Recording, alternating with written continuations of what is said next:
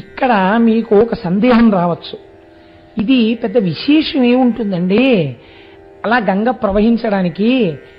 ఇప్పుడు పైనుంచి కింద పడడం గంగ జలానికి లక్షణం, కింద నుంచి పైకి వెళ్ళడం అగ్నిహోత్రానికి లక్షణం. ఈ రెండు పరస్పర విరుద్ధం. మీరు ఒక దర్భని వెలిగించి ఇలా పట్టుకున్నారనుకోండి, అగ్ని పైకి ఎక్కుతుంది. గ్లాసులోంచి నీళ్లు పోసారనుకోండి, కిందకు పడతాయి.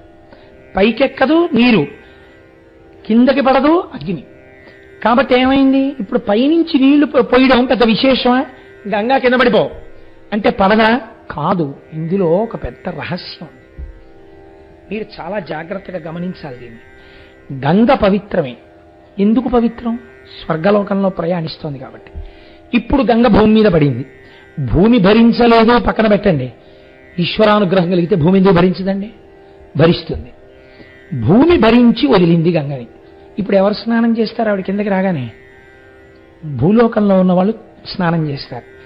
నేను మీకు ఇంత పూర్వం చెప్పాను, ఇది ట్రాన్సిట్ షెడ్ లాంటిది, రైల్వే ప్లాట్ఫామ్ లాంటిది. ఇటన్నా వెళ్ళిపోతారు, ఇటన్నా వెళ్ళిపోతారు తప్ప ఇటు అటు కూడా వెళ్ళనటువంటి వాళ్ళు ఎవరు ఉండరు కదా. ఎవరో వెనకటికి వెర్రివాడు రైల్వే స్టేషన్కి వెళ్ళి ఇటు నుంచి అటు పోయే రైలు ఏమైనా ఉందా అండి? ఒక గంటలో ఉన్నాయి. ఏం లేదు, ఒక గంట వరకు. పోనీ అట్నుంచి ఇటు పోయే రైలు ఉందా? ఒక గంటలో ఉన్నాయి. ఇటు నుంచి ఇటన్నా పోతారు, ఇటు నుంచి ఇటన్నా పోతారు. ఇటు పోయేందుకు గంటలో రైలు లేదా, ఇటు లేదా అన్నాడు. అంటే ఇటు లేదు అటు లేదు, అదేమిటి ఎటెడతావు నువ్వు అన్నాడు. ఎటు వెళ్ళని పట్టాలు దాడుతాను అన్నాడు. అటు అతి జాగ్రత్త. అలా భూలోకంలో ఉన్నటువంటి వాళ్ళు పుణ్యం చేసుకుని పైకన్నా వెళ్ళిపోవాలి, పాపం చేసుకుని కిందకన్నా వెళ్ళిపోవాలి పాతాళానికి. ఈ భూలోకం మీ ఉపాసనకు స్థానము, కర్మక్షేత్రం భూమి. అందుకే ఇన్ని నదీ నదములు, ఇన్ని దేవాలయాలు అన్నీ ఇక్కడ ఉంటాయి. కానీ ఇప్పుడు ఈ భూమి మీదకి గంగ రాగానే ఎవరు స్నానం చేసేస్తారు ముందు గబగబా? పాపాలు ఉన్న వాళ్ళందరూ చేసేస్తారు, అక్కడ పుణ్యం ఉన్న వాళ్ళే ఉన్నారు, వాళ్ళు చేస్తే వచ్చే నష్టమేం లేదు. ఇంతకన్నా ప్రమాదం ఎక్కడ? పాతాళం. ఇక్కడ బాగా పాపం చేసిన వాళ్ళే ఆ కింద ఉన్నారు, వాళ్ళు స్నానం చేసేస్తారు. ఇప్పుడు ఇన్ని స్నానాలు అయ్యాక ఈ గంగ అక్కడికి వెళ్తుంది కదండి. నేను అన్నానని అనుకోకండి, అసలు గంగ శక్తి ఎక్కడి నుంచి వచ్చిందో గంగావతరణంలో మీరు విందురు. కానీ ఇప్పుడు గంగ అక్కడ దాకా వెళ్ళిన తర్వాత ఇంత ఉద్ధతితో ఉన్న వాళ్ళని ఉద్ధరించగలిగినంత శక్తి నాలోంచి కూడా జారిపోయిందని అనుకోండి. ఏమిటి భగీరథుడు చేయవలసిందే? ఇది చతుర్ముఖ బ్రహ్మగారి ఆలోచన. ఇది గోకర్ణ క్షేత్ర మహాత్యం. శంకరుడు అక్కడ అనుగ్రహిస్తున్నాడు, చతుర్ముఖ బ్రహ్మగారిలో దూరాడు. గభాలన నీళ్లు పడిపోతాయి అనకు. అలా అన్నావంటే భగీరథుడి కోరిక తీరదు. శివుడే బ్రహ్మగారి మేధస్సులో ప్రవేశించి ఒక మాట అనిపిస్తున్నాడు. ఏమని? గంగాయా పతనం రాజన్ పృథివీన సహిష్యతి తాం వై ధారయుతుం వీరనాన్యం పశ్యామి శూలినః. ఈ మాటల పొందిక మీరు అర్థం చేసుకోవాలి. ఇప్పుడు గంగ ఆకాశంలోంచి పడితే పాతాళానికి వెళ్ళడానికి భూమి సహించలేదు. భూమి సహించలేదంటే భూమి యొక్క స్వరూపమే మారిపోతుంది. పెద్ద గోతులు పడిపోవచ్చు, అల్లరైపోవచ్చు, దెబ్బకి కదిలిపోవచ్చు, ఏదైనా అవచ్చు. ఒకటి, ఇది నిజంగా అంత సత్యము కాకపోవచ్చు. రెండవ ఇబ్బంది ఎక్కడొస్తుంది? మధ్యలో ఉండి పట్టుకునేవాడోడు కావాలి. అసలు భరించడం అన్న మాట ఎవరిదండి లోకంలో? భూమిది. భూమే భరించకపోతే మరి భరించేవాడెవడు? ఎవడున్నాడో అంతకన్నా ఓర్పున్నవాడు, అంతకన్నా కారుణ్యమూర్తి, అంతకన్నా సహనమూర్తి బ్రహ్మగారి చేత చెప్పిస్తోంది. వీరనాన్యం, ఇంకెవ్వరూ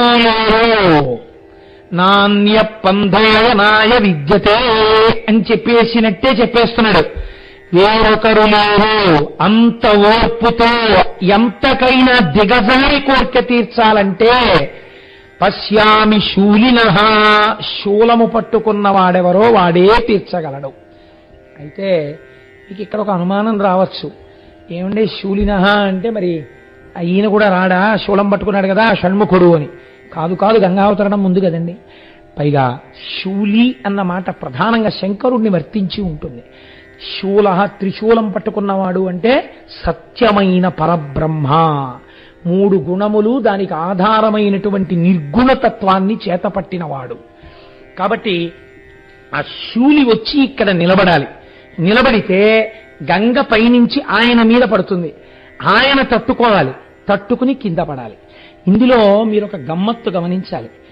ఎప్పుడైనా మీరు కొండల మించి నీరు పడే దగ్గరికి వెళ్ళి స్నానం చేశారనుకోండి, మొట్టమొదట స్నానం చేసిన వాళ్ళు ఏం చేస్తారో తెలుసండి? తెలియక వెళ్ళి నీటిధార కింద తలపెడతారు. నీటిధార కింద తలపెడితే ఏమవుతుందో తెలుసా అండి? మీరు ఆ తర్వాత అక్కడి నుంచి ఏ గుళ్ళోకో ఎక్కడికో బయలుదేరతారు.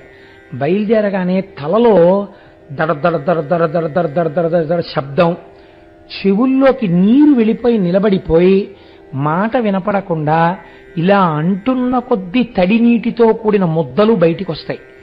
కొండమించి పడే నీటి కింద స్నానం చేసేటప్పుడు తల పెట్టరాదు, చేతులు ఇలా అడ్డు పెట్టుకుని తల పెట్టాలి, లేకపోతే ఆ ఉద్ధతిని తల తట్టుకోలేదు. కాబట్టి ఇప్పుడు శంకరుడు ఎలా పెట్టాలండి? ఇలా పెట్టాలి కదా. ఇలా పెడితే ఏమవుతుంది? అంజలి ఘటించినట్టు అవుతుంది. శిరస్యంజలి మాధాయ, పైనున్నది గొప్పది, నేను కింద వాడిని, కాబట్టి గంగ పడేటప్పుడు నేను కూడా ఇలా అంజలి ఘటించి పెట్టాలి. అంటే తను తట్టుకోలేడు కదా. మన స్నానానికి ఆయన పట్టడానికి ఎంత తేడా వస్తుందో చూడండి. కాబట్టి ఒక్క శూలి పట్టగలడు, త్రిశూలమును పట్టుకున్నవాడు పట్టగలడు. వాడు ఎక్కడున్నాడు? అక్కడే ఉన్నాడు, గోకర్ణంలో. కాబట్టి ఒకటో వరం అడిగావే, అది కూడా చాలా కష్టం అయ్యా. నువ్వు అడిగింది ఇవ్వడం అంత తేలిక కాదు. ఎందుకని? తర్వాత మహాపాపాలు చేసేవాళ్ళు పుడతారు. ఎలా ఇస్తాం వంశం? అయినా నువ్వు అడిగావు కాబట్టి ఇచ్చేశానండి. అంటే ఇప్పుడు ఏం చేయాలన్నమాట ఈశ్వరుడు? ఆ వంశంలో అటువంటి పాపమున్నవాడు పుట్టకుండా జాగ్రత్త పడుతూ ఉండాలి. ఉన్న దాన్ని తక్కువలో తీస్తూ ఉండాలి, తను తెలుసుకునేటట్టు చెయ్యాలి. దశరథుడి జీవితం అదే కదండి. మరి ఒకప్పుడు యవ్వనంలో శాపం వస్తే కొడుకుని తలుచుకుని చచ్చిపోతామన్నారు. యవ్వనానికి వృద్ధాప్యానికి ఎంత తేడా ఉంటుందో చూపిస్తుంది రామాయణం. ఆయన నవ్వుకున్నాడు. యవ్వనంలో ఉన్న దశరథుడు పెళ్ళవలేదు అంటే నాకు కొడుకులు ఉంటారనుకున్నాడు, నాకు గొడవలేదు, ఇంకా మా దిలీపుళ్ళని తిరగక్కర్లేదు అనుకున్నాడు. కానీ ఏమైంది? నిజంగా కొడుకుట్టాక ఆ కొడుకు పక్కన లేనప్పుడు చచ్చిపోవడం ఎంత కష్టమో తెలిస్తే వృద్ధాప్యంలో కౌసల్య శాపవాక్యం ఎంత గొప్పదో ఇప్పుడు నాకు అర్థం అవుతోందని ఏడుస్తుంటే అందరూ నిద్రపోతే ఒక్కడే ఏడ్చి రామా రామా అంటూ చచ్చిపోయాడు. ఇప్పుడు నాకు అర్థమైంది కౌసల్య అన్నాడు. మీరు విన్నారు కదా అయోధ్యకాండ. కనుక ఆయన ఒక వరం ఇచ్చేస్తాను, రెండోది కూడా ఇయ్యబడవచ్చు, పట్టుకునేవాడిని ఒకడిని చూసుకోవాలి, పేరు చెప్తాను, శూలినః, శంకరుణ్ణి తెచ్చుకో. ఇప్పుడు ఏమని అడగాలండి శంకరుణ్ణి?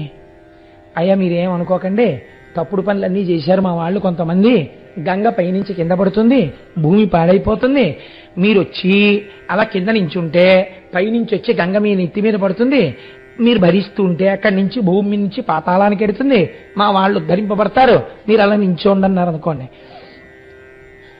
ఎవడు ఒప్పుకుంటాడండి ఈ పనికి? మీకు ఏదైనా ప్రీతి ఉంటే ఓ పండెట్టండి, ఓ కాయెట్టండి, ఓ కోరుకోండి, నాకు ఇది కావాలని అడగండి, పోనిస్తాం. అంతేగాని మీరు నించోండి నీళ్ళు వచ్చేస్తాం మీ మీదంటే ఎవడు ఒప్పుకుంటాడు? ఒప్పుకోడు కదా ప్రపంచంలో ఎవడు. అయినా ఆయన ఏం చేశాడు అంటే మహానుభావుడు వెళ్ళి మళ్ళీ తపస్సు మొదలుపెట్టాడు శంకరుడు కోసం. ఇది భగీరథ ప్రయత్నం అంటే. ప్రీతస్తేహం నరశ్రేష్ఠ కరిష్యామి తవ ప్రియం శిరసాధారయిష్యామి శైలరాజసుతామహం. మీరు వాల్మీకి రామాయణాన్ని జాగ్రత్తగా చదవండి. బ్రహ్మగారిని వరం అడిగాడు ఎవరు? భగీరథుడు. శంకరుణ్ణి వరం అడిగినట్టు వాల్మీకి రామాయణమునందు లేదు. శంకరుణ్ణి అసలు అడగలేదు. అయా మీరు పట్టుకోండి గంగ పైనుంచి పట్టినప్పుడు అని భగీరథుడు శంకరుణ్ణి అడగలేదు. అడగకుండా ప్రత్యక్షం అవుతూనే శంకరుడు అన్నాడు, ప్రీతస్తేహం నరశ్రేష్ఠ, నువ్వు చేసిన తపస్సుకి చాలా ప్రీతి పొందాను. అడగడానికి మొహమాట పడతాడేమో, ఒకటికొకటి అడుగుతాడేమో, ఇంత చేసిన తపస్సు పాడవుతుంది. ఇది గోకర్ణం, మహాబలేశ్వరుడు. అడగకుండా అడగవలసింది ఇచ్చేస్తున్నాడు. ప్రీతస్తే, ఇవన్నీ వింటుంటే గోకర్ణం వెళ్ళాలనిపించట్లేదండి ఒకసారి. ప్రీతస్తేహం నరశ్రేష్ఠ కరిష్యామి తమాప్రియం, నీకు ప్రియమైనది చేసేస్తాను. ఏమిటది? మళ్ళీ అలా అంటే ఏమిటి చేస్తానంటున్నాడో, నేను అనుకుంటున్నాడో అనుకోవట్లేదో అని నువ్వేమీ అనుకోక్కర్లేదు. శిరసాధరయిష్యామి, తలంతా పెడతాను. సత్యం చెప్పేస్తున్నాడండి. కడుపు నిండా తింటాను అన్నట్టు జరగబోయేది చెప్పేస్తున్నాడు. త్రికాలజ్ఞుడు, ఆయనకి తెలియందే ఉంటుందండి. తల నిండా పడతాను, శిరసా తల నిండా పడతా. గంగ అలాగే అడిగింది, తల నిండా అలాగే పట్టాడు. శిరసాధారయిష్యామి శైలరాజ సుతామహం. ఆ పర్వతరాజ పుత్రి ఉందే గంగా, అలా పడతానులే పద అన్నాడు. ఇది మీరు దర్శనం చేయవలసినటువంటి పోస్చర్ అండి గంగావతరణం. మీరు ఇక్కడ ధ్యానం చేయాలి. ఎందుకంటే గంగాధర అన్న నామమే కానీ అసలు నిజంగా అలా నిలబడినటువంటి గంగాధరుడి యొక్క స్థితి మీరు విజయవాడలో కనకదుర్గమ్మ తల్లి దర్శనం అయిపోయిన తరువాత సుబ్రహ్మణ్యేశ్వర దర్శనం నుంచి మల్లికార్జున దర్శనం వరకు వెడుతున్న మార్గ మధ్యంలో పక్కన ఉన్న ప్రమదావనంలో ఇలా నిలబడి పైనుంచి గంగ పడుతున్నటువంటి శివుడు ఉంటాడు కదండి. అయితే చాలా చోట్ల ఎలా వేస్తారంటే ఆయన జడలన్నీ విప్పేసుకున్నట్లు వేస్తారు, కానీ అలా విప్పుకు నిలబడినట్టు లేదు. ఆయన మామూలు ఇప్పుడు ఎందుకు విప్పాలంటే అసలు మీరు ఆలోచించండి, ఇది ఎక్కడొచ్చేస్తుందంటే ఈ కాన్సెప్ట్ సాధారణంగా పెద్ద జడ ఉన్న వాళ్ళు ఎవరుంటారండి? నా బోటిగాడికి అసలు మామూలు క్రాపే ఉండట్లేదు.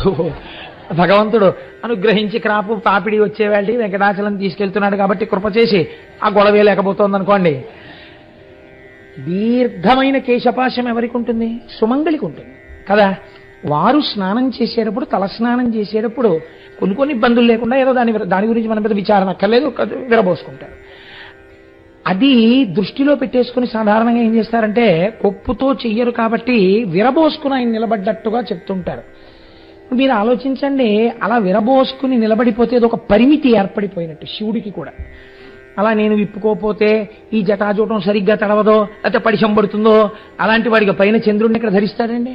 అసలు జడలు ఎందుకు విప్పుకోవాలి? ఆయన గంగాధరుడు జటలు విప్పలేదు, జటాజూటంతోనే ఉండాలి శంకరుడు కదండి. జటాజూటంతో నిలబడ్డాడు. ఎలా నిలబడ్డాడు? ఎక్కడ తపస్సు చేశాడు? గోకర్ణంలో చేశాడు. గోకర్ణంలో ఉన్నవాడెవడు? మహాబలేశ్వరుడు. అక్కడ వచ్చింది వరం. కాబట్టి మహాబలేశ్వరుడైనటువంటి వాడు ఏ విషయంలోనైనా బలం కలిగిన వాడే. వాడు ఇలా చేతులు పెట్టుకుంటాడండి. అప్పుడు తలకో పరిమితి ఉన్నట్టు కదా మళ్ళీ. కాబట్టి ఇప్పుడు లేకపోతే ఇలా చూస్తున్నాడు అనుకోండి, బాబా పడిపోతుందేమో లేనిపోను కూడా ఏం లేదు కదా, పెద్ద ప్రమాదకరంగా ఏం వచ్చేయట్లేదు కదా పాయలు అని ఏం చూడటం. ఎలా చూస్తూ ఉండాలి? ధిక్కారంగా చూస్తుండాలి. పడో రా నీ ఇష్టం అని. కాబట్టి ఇప్పుడు ఎవరినైనా సరే మీరు తల మీద ఇలా మోదారనుకోండి, మోదితే గభాలను ఇలా కదలికి వస్తుంది అదురుకి. అలా నాకేం రాదు అని చెప్పడానికి రెండు కాళ్ళు మాత్రం కొంచెం దూరంగా పెట్టి రెండు చేతులు ఇలా పెట్టి ఇలా చూస్తూ రా అని నించున్నాడు.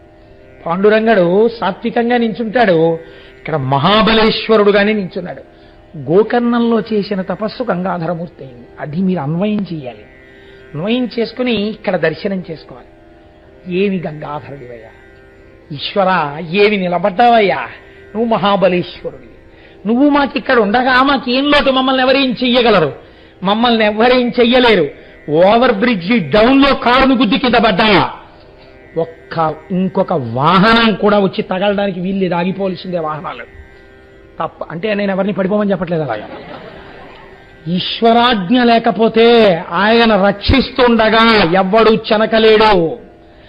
ఇది మహాబలేశ్వరుడు. మహాబలేశ్వరుణ్ణి చెప్పుకునేవాడిని చెనకడమే కుదరదు, వాడి ప్రారంధం దాటిపోవలసిందే.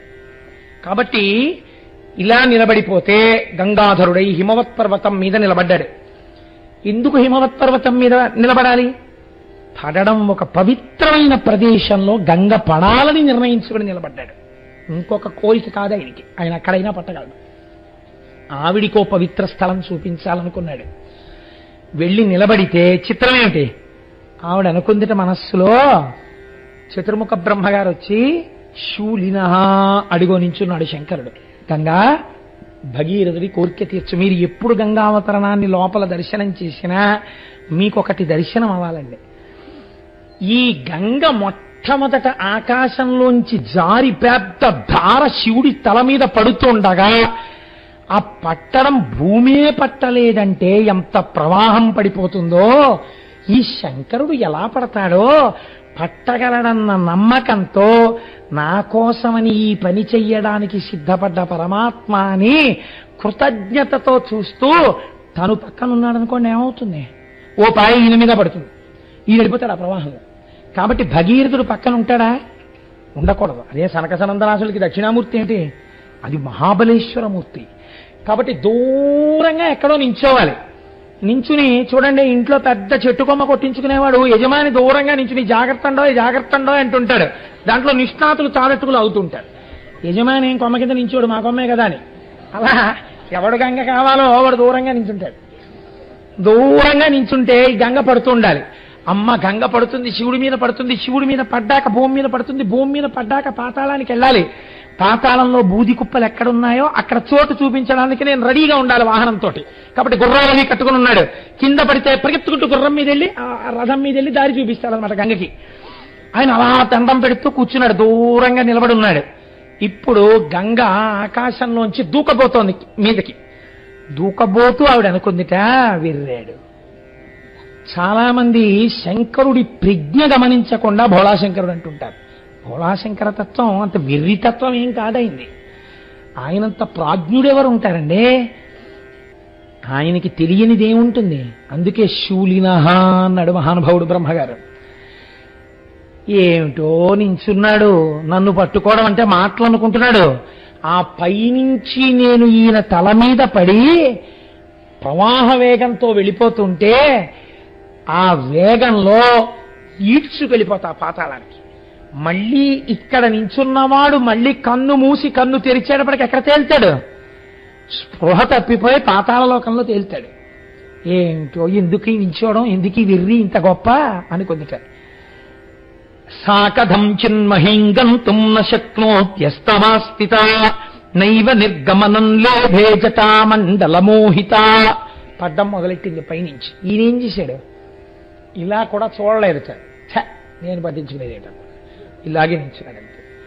ఇప్పుడు ఏమైంది? ఏదో పెద్ద పంపుధార పడినట్టు గంగా ప్రవాహం పైనుంచి పడ్డామంటే మాటలు అనుకుంటున్నారా మీరు? ఎన్ని పడ్డాయో తెలుసా అండి? చాపలు పడ్డాయి, తిమింగలాలు పడ్డాయి, మొసళ్ళు పడ్డాయి, దానితో పాటుగా నీటి ఏనుగులు పడ్డాయి. ఆ గంగ పడుతున్నప్పుడు వచ్చినటువంటి శబ్దం విని సమస్త లోకాలలో ఉన్న వాళ్ళు తమ తమ వాహనములు చెక్కు ఉంచున్నారు. అయ్య బాబోయ్ ఏమిటి నీటి ప్రవాహం అని. అంటే ఇంచుమించుగా మీరు ఊహ చేస్తే కాకినాడ పట్టణం లాంటి పట్టణాలని ఒక 100 పట్టణాలు ఎంత వైశాల్యం ఉంటుందో అంత ధార కింద పడింది. ఇంత ధార పైనుంచి కింద పడిపోతుంటే ఇలాగే నవ్వుతూ నించున్నవాడు అనుకున్నట్ట, నన్ను వెర్రాడనుకుంది కదా, ఎవరు వెర్రాడో చూపిస్తాననుకున్నట్ట. ఇలా ఎన్నాళ్ళు పడింది జటాజూటంలో. నీటికి ఒక లక్షణం ఉంటుంది. మీరు ఎంత గొప్ప పాత్రలో పొయ్యండి, ఇంత చిన్న బెజ్జం ఉంటే తెల్లవారేటప్పటికి చుక్క నీరు ఉండదు అందులో కదండి. అందులోంచి వెళ్ళిపోతుంది. అది నీటి యొక్క లక్షణం. ఇప్పుడు చిత్రం ఏమిటంటే నీరు, నీటితో పాటు నీటి ఏనుగులు, మొసళ్ళు, ఎండ్రకాయలు, పావులు, తాబేళ్లు, పెద్ద పెద్ద చేపలు, చిన్న చిన్న చేపలు, ఇలాంటివన్నీ కొన్ని సంవత్సరాల పాటు ఆ జటాజూటంలో పడుతూనే ఉన్నాయి. ఇప్పుడు శివుడి జటాజూటము ఎంత పెద్ద రిజర్వాయర్ అంటే ఇలాంటి బ్రహ్మాండాలకి ఒక బ్రహ్మాండానికి సరిపోయినటువంటి తాగునీటిని సరఫరా చేయగలిగిన రిజర్వాయర్. అన్ని నీళ్లు పట్టేశాడు. సుక్క ఇలా జారట్లేదు, అలాగే తిరుగుతోంది నీరు. చిత్రం ఏమిటి? వ్యసర్పత జలం గిర్ర గిర్ర గిర్ర గిర్ర గిర్ర గిర్ర గిర్ర గిర్ర అంటే ఎంత జటాజూటం ఉప్పాడో. ఇది వదిలేశాడంటారు. వదిలేదు, అలాగే పెంచాడు దాన్ని. నీటి చుక్క ఇప్పుడు పరిమితంగా ఉందనుకోండి, అది నిండిపోయి కింద పడిపోతుంది. కాబట్టి జటాజూటం పెరిగిపోతోంది. వ్యోమవత్యాప్తదేహాయ దక్షిణామూర్తయే నమః. ఇది మీరు వామనమూర్తి పెరిగినట్టు జటాజూటం పెరగడం మీరు ధ్యానమునందు గంగాధరుడి యందు చూడగలగాలి. జటాజూటం లోకాల వరకు పెరిగిపోతోంది. నీళ్ళన్నీ అందులో ఉండిపోతున్నాయి. సంవత్సరాలు అయిపోయింది. నిలబడ్డా ఆయనకి నీళ్లు పడ్డం కనపడుతోంది, కిందకి పడ్డం కనపడలేదు. మరి అయితే అలా ఎందుకు నించున్నాడు?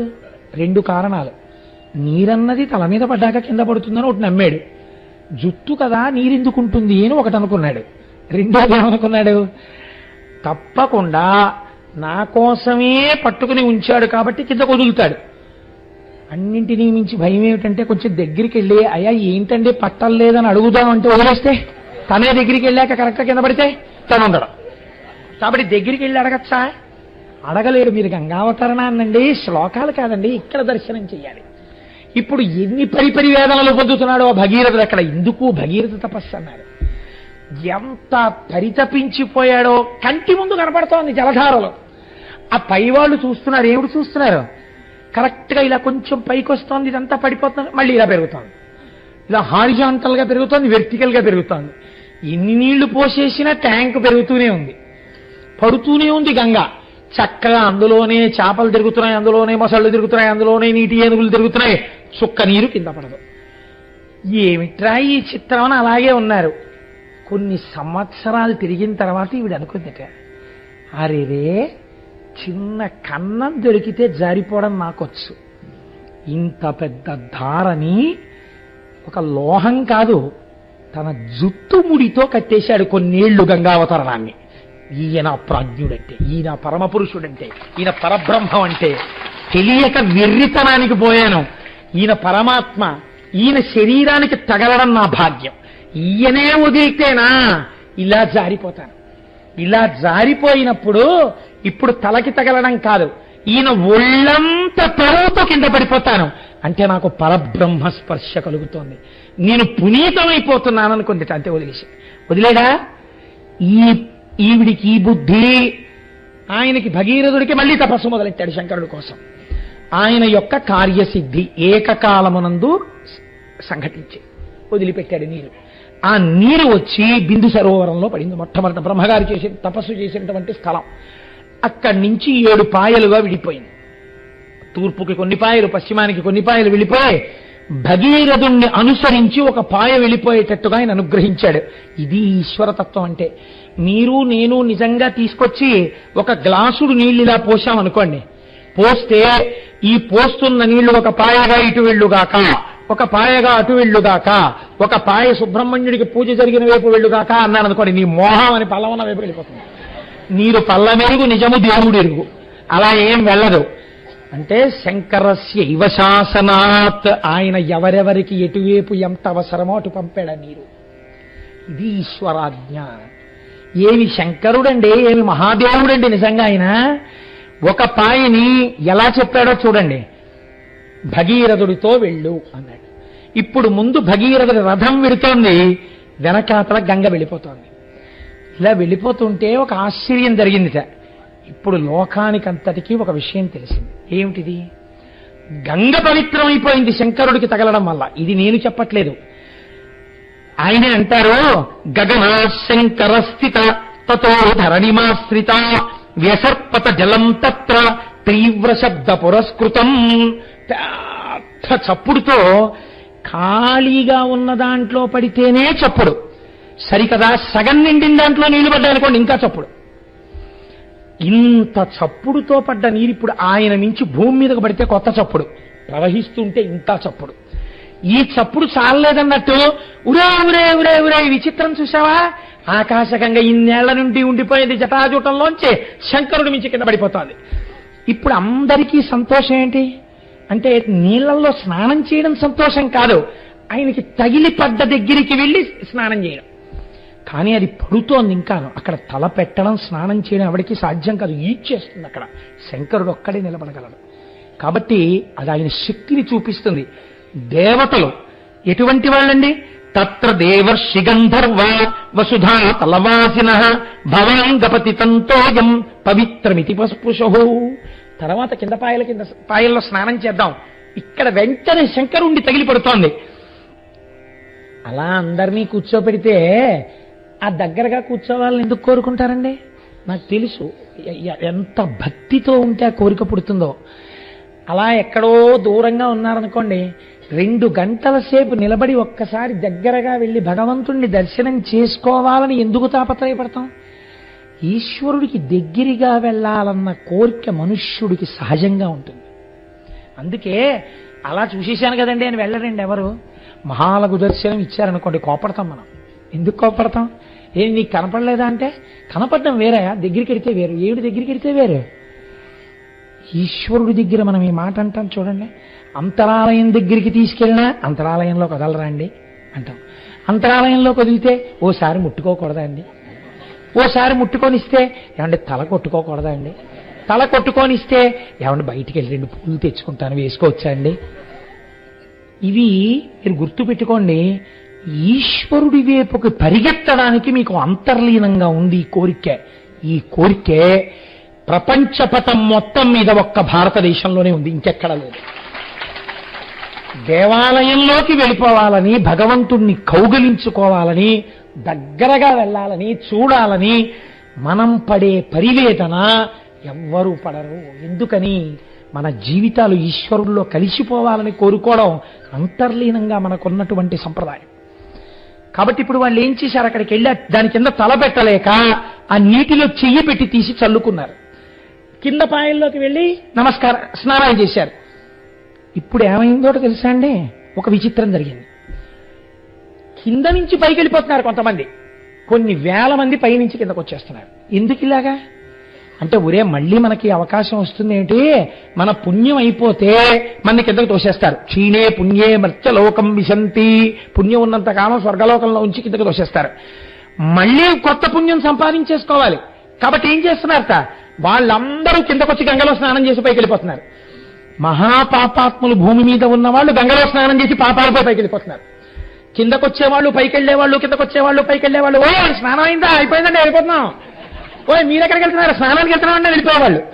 ఎగువకు పోవు బండ్లకు దారి విడివమో అని తిరుమల కొండ మీద రాసినట్టు కిందకొచ్చేవాళ్ళు పైకి వెళ్ళేవాళ్ళు, కిందకొచ్చేవాళ్ళు పైకి వెళ్ళేవాళ్ళు. 1కి 4 మాటలు స్నానం చేసేసేవాళ్ళు. దాని వెంట పరుగులు తీసేవాళ్ళు. ఎందుకని? నదీ ప్రవాహం ఇంత గొప్పగా ఒక మనిషి సాధించినది చరిత్రలో. ఆయన మీద పడుతోంది, ప్రవహిస్తోంది. ముందు భగీరథుడు వెళ్తున్నాడు, ఆయన ఇటుడికి అటు ఎడుతోంది. వెళ్ళేటప్పుడు నీటి లక్షణం అండి, ఇలా గీత గీసినట్టు వెళ్ళలేదు. లోతుల్లోకి వెళ్ళిపోతోంది, సుడిగుండాలు తిరిగేస్తోంది, ఇలా వంకరగా వెళ్ళిపోతోంది. ఎత్తెక్కడానికి ప్రయత్నం చేస్తోంది, పచ్చటి నురుగు ఏర్పాటు చేసుకుంటోంది, పుట్టల్ని కప్పేస్తోంది. ఇలా వంకర్లు తిరుగుతోంది. ఒక్కొక్క చోట వాలుగా ప్రవాహం తిరిగిపోతోంది, ఒక్కొక్క చోట తిన్నగా వెళ్ళిపోతోంది, ఒక్కొక్క చోట తన ప్రవాహమే తనకి ఎదురొచ్చి ఢీకుంటోంది. అందులోంచి తుంపర్లు పుడుతున్నాయి. అలా వెళ్ళిపోతోంది. వెళ్ళిపోతుంటే వెళ్ళి వెళ్ళి వెళ్ళి వెళ్ళి జహ్ను మహర్షి తపస్సు చేసుకుంటున్నటువంటి ప్రాంగణం దగ్గరికి వెళ్ళింది. వెళ్ళి అటువైపుకి పల్లం ఉంది, అటు తిరిగింది. తిరిగి ఒక్కసారి ఇంత నీటి ప్రవాహం వెళ్ళి ఆయన అంతర్ముఖుడై కూర్చుని ఉన్నాడు. కూర్చుని ఉండేటప్పటికీ ఇంత నీరు ఆయన యొక్క ఆశ్రమాన్ని కొట్టేసి తీసుకుపోయింది. ఇది చాలా చిత్రంగా ఉంటుందండి. మీరు ఎప్పుడైనా చూశారో లేదో నాకు తెలియదు, కానీ ఈశ్వరుడు బహుశా ఎదరవీడు ఎప్పుడైనా గంగావతరణం చెప్పాలని నన్ను అలా పుట్టించాడు. ఏలూరులో మా ఇంటి పక్కనే తమిళేరు ఉండేది. ఆ తమిళేటి గట్టెక్కి కూర్చుంటే ఏరుస్తోంది ఏరుస్తోంది అనేవారు. ఏరుస్తోంది అంటే స్కూల్ మానేయడమే. ఆ ఇంట్లో వాళ్ళకి భయం, వరదలు వస్తాయని పంపించేవారు కాదు. వెంటనే ఏమిటంటే ఆ ఏటి గట్టెక్కి కూర్చునేవాళ్ళం. ఆ ఏరు వచ్చేటప్పుడు గబగబ గబగబా వచ్చేస్తుంటుంది ప్రవాహం. వచ్చేస్తూ పాము వెళుతుంది చూసారా, అలాగే వెళ్ళిపోతుంటుంది. వెళ్ళిపోతూ ఏట్లో అప్పటి వరకు ఈ రజకులు వాళ్ళు చిన్న చిన్న పాకలు అవి వేసుకునేవారు విశ్రాంతికి. వచ్చినప్పుడు ఎంత చిత్రం అంటే ఇలా వచ్చి ఆ పాకలోకి వెళ్ళిపోయేది అంతే. వీళ్ళందరూ సామానట్టుకుని వచ్చేసేవారు. ఆ పాక నీటి మీద తేలిపోయేది, తనతో పాటు పాకను తీసుకెళ్ళిపోయేది. పాకగా పెడుతుంది అనుకుంటున్నారా? ఆ ప్రవాహ వేగానికి కాసేపటికి ఈ కర్రలు ఇటు ఊడిపోయేవి, ఈ కర్రలు ఇటు ఊడిపోయేవి, ఆ ఆకులు అట్టి పడిపోయేవి. ఒక వేగం ఆకులు అటు తీసుకుపోయేది, కొన్ని కర్రలు ఇటు తీసుకుపోయేది, కొన్ని అటు వెళ్ళిపోయేవి, కొన్ని తాటాకులు అక్కడే ఇలా తిరుగుతుండేవి సుడిగుండంలో. అంతే. ఆ వేగానికి అలా వెళ్ళిపోతుంటే జలమయం అయిపోయిందంటారు. తన వేగంలో తీసుకుని వెళ్ళిపోతుంది అందరినీ. ఆ తమ్మిలేటి ఒడ్డున కూర్చునేది అన్నీ తీసుకెళ్ళిపోతుంటే అలా విచిత్రంగా చూస్తూ ఉండేవాళ్ళం. ఒక్క చెట్లు మాత్రం స్వాగతం చెప్పినట్టు గట్టు మీద ఉన్నటువంటి తుమ్మ చెట్లు మాత్రం పడిపోకుండా ఆ ప్రవాహంలో ఇలా చేతులు ముంచుతూ మొదట ఆడుకున్నవి ఏమైనా ఉంటే చెట్లే. చేతులు పెట్టి పిల్లలు చూడండి నీళ్ళల్లో చెయ్యెత్తి ఆడుకుంటారు. అలాగా బాలమురళీకృష్ణ గారు చిన్న వ్యంగ్యధ్వని చేశారు సుప్రభాతం చేస్తూ. శంకరుడు పొద్దున్నే నిద్ర లేవకముందు పడుకుని ఉంటాడట. అందరిలో చిన్నపిల్లాడు సుబ్రహ్మణ్యుడు కదండి, పెద్ద ఆయన గణపతి. ఆయన చాలా సంస్కారవంతంగా స్నానం చేసి యజ్ఞోపవీతం సంధ్యావందనం ఇవి చేసుకుని నాన్నగారు లేస్తారని కాళ్ళ దగ్గర ఇలా చేతులు కట్టుకుని ఇంచుంటాడట. పార్వతీదేవి ముందే లేచి అన్నీ సిద్ధం చేసేసి ఈ చిన్నపిల్లవాడికి రా సుబ్రహ్మణ్యుడిని ఇలా చంకలో పట్టుకుని వచ్చి స్వామివారి పాన్పు దగ్గర పాదాల దగ్గర కూర్చుని ఆయన్ని మెల్లమెల్లగా తట్టి ఏమండి ఏమండి అంటుంటుంది. ఈ సుబ్రహ్మణ్యుడు మాత్రం గబాలను దిగిపోయి మంచం తలకట్టుకెళ్ళి తలగడా మీద ఇలా పడుకున్న శంకరుడి దగ్గరికి వెళ్ళి చెయ్యి తీసుకెళ్లి జటాజూటంలో పెడతాట. గంగమ్మ కదా చల్లగా ఉంటుందిట. ఈ చెయ్యి తీసి నుదుటి మీద పెడతాట. మూడో కన్నా అగ్నిహోత్రం కదా వెచ్చగా ఉంటుందిట. ఇలా ఆడుకుంటుంటే ఆ పిల్లాడు ఆడుకుంటున్నాడని శంకరుడు లేచి కణ కణ కణ కణ ధ్వనులవుతుంటే 2 చేతులతో సుబ్రహ్మణ్యుడిని తీసుకుని ఆయన బొగ్గలు ముద్దు పెట్టుకుని అప్పుడు నిద్రలేస్తట. అనుభవించారు బాలమురళీకృష్ణ గారు. సుప్రభాతం ఎలా ఉంటుంది. ఒక్కొక్కరు ధ్యానమునందు అలా దర్శించారండి. కనుక ఆ వెళ్ళిపోతున్నటువంటి గంగ జహ్ను మహర్షి యొక్క ఆశ్రమాన్ని తనతో తీసుకుపోతే ఈయన్ని తీసుకుపోదా అండి అని మీరు అడగచ్చు. గంగ కూడా తీసుకుని వెళ్ళలేదు. తపశ్శక్తి అటువంటిది. యతో భగీరథో రాజా తతో గంగా యశస్విని జగామ సదితాం శ్రేష్ఠ సర్వపాప ప్రణాశిని తస్మాజ్జిష్ణు సుతా గంగా ప్రోచ్యతే జాహ్నవీతి చ జగామ చ పునర్గంగా భగీరథ రథానుగా. ఆ భగీరథుడి యొక్క రథం వెనకాతల వెళ్ళి వెళ్ళి వెళ్ళి వెళ్ళి పాతాళ లోకంలోకి వెళ్ళింది. వెళ్ళిన తర్వాత తమ పితృదేవతల యొక్క భస్మరాశుల్ని చూపించి దీని నుంచి ప్రవహించమని చేతులొగ్గి నమస్కరించి అడిగాడు. ఆ భస్మరాశుల నుంచి గంగ ప్రవహించింది. ప్రవహించగానే ఎవరి శరీరమునకు సంబంధించిన భస్మరాశులు అలా పడిపోయి ఉన్నాయో వాళ్ళందరూ కూడా ఉత్తర క్షణం దాహశాంతిని పొంది 60,000 మంది సగరులు ఊర్ధ్వలోకాలకి వెళ్ళిపోయారు. ఇలా ఒక్క భగీరథుడు ప్రయత్నమన్నది ఎంత ముఖ్యమో, చిత్తశుద్ధి ఎంత ముఖ్యమో చూపించి పైన ఉన్న వాళ్ళని ఊర్ధ్వలోకాలకు పంపాడు. కింద ఉన్న వాళ్ళకి వంశము లేకుండా బాధపడకుండా భగవంతుడి యొక్క అనుగ్రహాన్ని వర్షింపచేశాడు. చతుర్ముఖ బ్రహ్మగారంతటి వాడు పిలవకుండా పరిగెత్తుకొచ్చాట. పరిగెత్తుకొచ్చి భగీరథుణ్ణి చూసి కౌగిలించుకుని అన్నాడు, భస్మస్యథా ప్లుతే రామా గంగాయా సలిలేనవై సర్వలోక ప్రభృబ్రహ్మ రాజానమిదమబ్రవీత్. ఆ రాజుతో భగీరథుడితో అన్నాడు, భగీరథ ఇంకా లోకంలో ఎప్పుడైనా ఎవరైనా ఎక్కడైనా ఇంత గొప్ప ప్రయత్నం చెయ్యవలసి వస్తే దాన్ని భగీరథ ప్రయత్నం అని వస్తుంది లోకంలో. అన్నిటిని మించి ఇన్ని కష్టాలకి ఓర్పుతో ఈ పాయని పాతాళానికి తెచ్చావు కనుక ఈ పాయకి భాగీరథి అని పేరు. నీ పేరే వస్తుంది ఈ గంగా ప్రవాహానికి. తెలిసి కాని తెలియక కాని ఎన్ని పాపములు చేసిన వారైనా సరే ఈశ్వరుడు అంతటి శక్తివంతుడే, అంతటి బలవంతుడే, గోకర్ణ క్షేత్రం అంత గొప్పదే, అంత దయాళువే.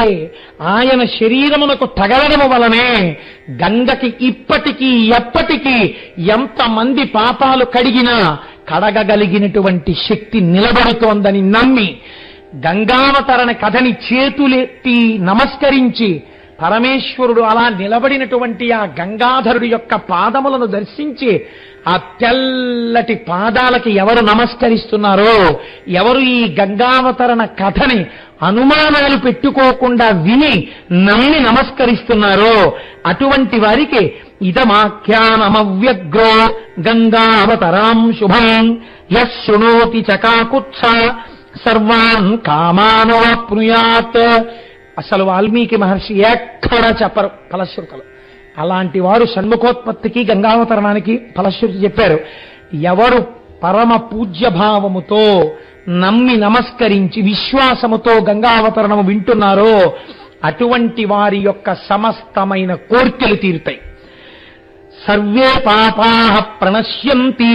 వారు ఎన్ని పాపములను ఇతపూర్వము చేసిన వారైనా ఆ బాధలు పొందకుండా వారి పాపములను మానసికంగా గంగా దర్శనం చేస్తూ విన్నారు కనుక ఆ పడిపోతున్న గంగ యొక్క శబ్దాన్ని ఇక్కడ మనస్సులో వింటే రంగతుంగ తరంగ సంఘములతో రంజిల్లు ఘోషంబుతో బంగారంబగు పొంగుతో నురగతో పువ్వాట తుంపర్లతో భంగుల్ సల్పుచు జగ్గలించుతున్న భోభాగము నుండి జారన్ గంగమ్మను దల్చితే శిరమునన్ రంజిల్లుతున్ శంకర అంటూ ఆ గంగాధరుడికి ఎవరు నమస్కరిస్తున్నారో అటువంటి వారందరికీ సర్వే పాపాః ప్రణశ్యంతి.